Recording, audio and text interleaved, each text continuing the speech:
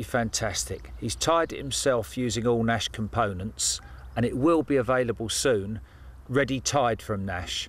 But Dave, come on, another secret. Show me how you tied that up. It's extremely neat. It looks very tricky. Basically, you just take out the material, which is called Triggalink. Clever name. Pull the trigger on the old fish, eh? That's right, yep. It's probably the only hook length on the market, Nigel, that works for the angler. It's a self-reacting hook link. Yeah, yeah. It does something for you. There's nothing else like that. In a way, it's almost striking for you, isn't it? Definitely, yeah. Non-anglers will be saying cheats right now, won't they? The same as they do when you use a fish finder or anything else. Or a hook. Yeah, yeah. Or catch a fish. That's it. The bottom end of the rig is a Combi link. So you're tying that with ultra silk braid now? That's the ultra silk. Straightforward hair rig. So you're starting off tying your hair loop. That's it. Just tying it up so it's nice and tight.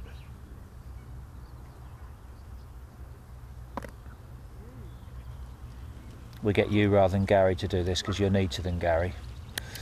Yeah, that's true. Right, the hook. I'm using a Fang Uni again, my favourite.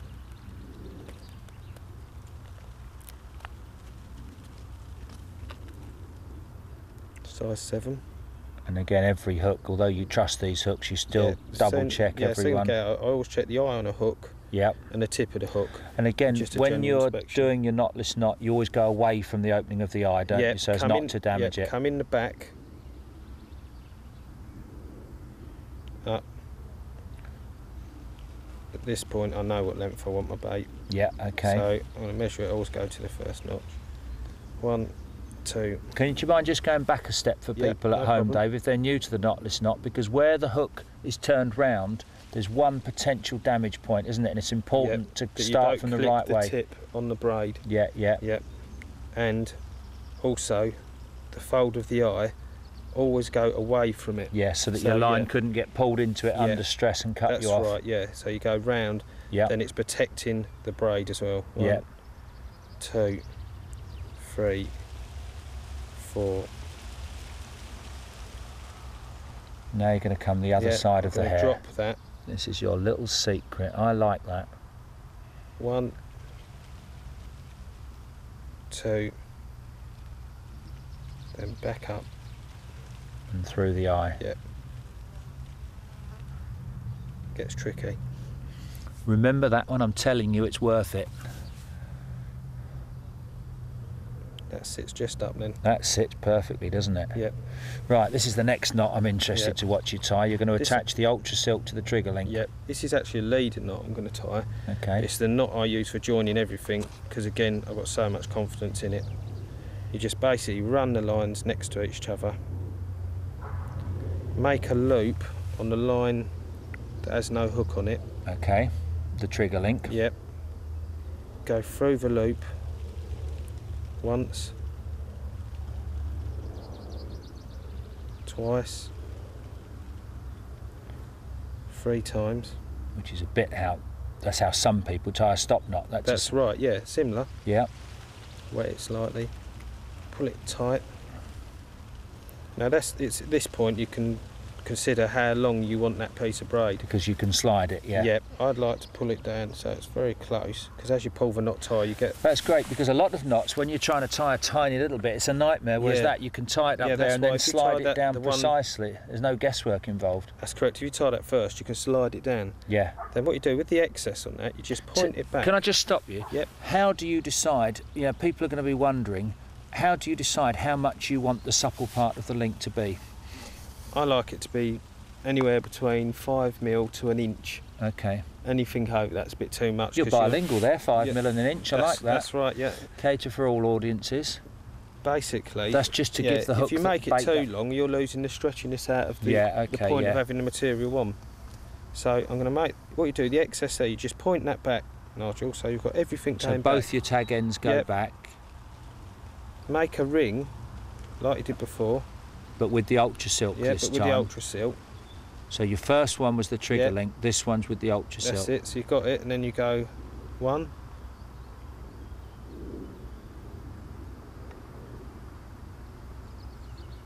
2, 3. Wet it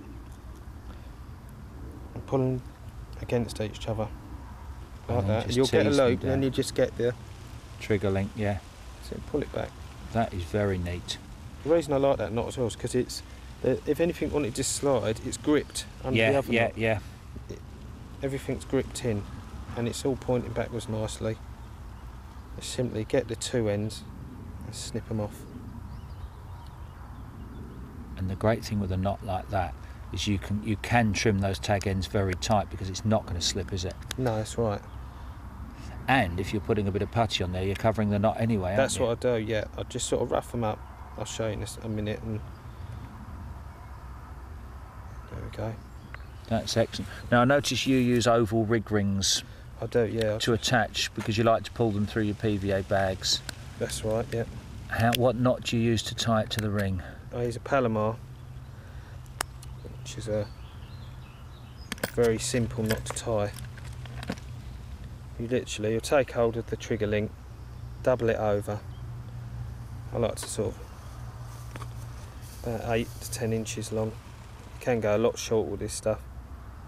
Double it over, go through the run ring. So now you've got the run ring sliding up and down. Yep. Tie an overhand knot.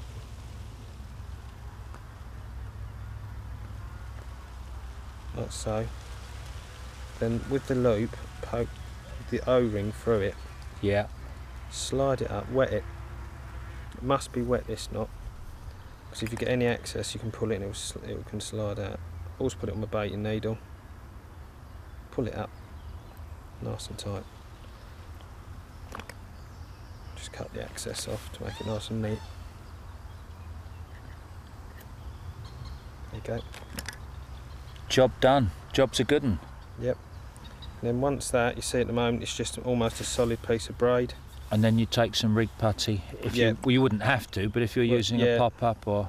I always use it, Nigel. What I tend to do is I cover my knots like it gets quite... And it helps it sink as well. That's it. Most putties, when they're warm, are very sort of stodgy. I just literally pull it on it like that and then I just slide it up it. Camouflage as well. So I've got a bit of camouflage even on this bit. Knots nice and covered up and weighted. Yes. And there you go. That's the rig. That's brilliant. Anyone can tie that, can't they? Might take a little bit of practice, but... Yeah, a few times. Took me a few times to get used to using the material like it does with anything new. The good thing is if anyone doesn't know that leader knot, it's worth learning anyway for joining two pieces of line, anything. Any fisherman should learn that knot. That's correct. It's all pointing back. If it was actually on a leader, nothing touches the eyes. Yeah. Great.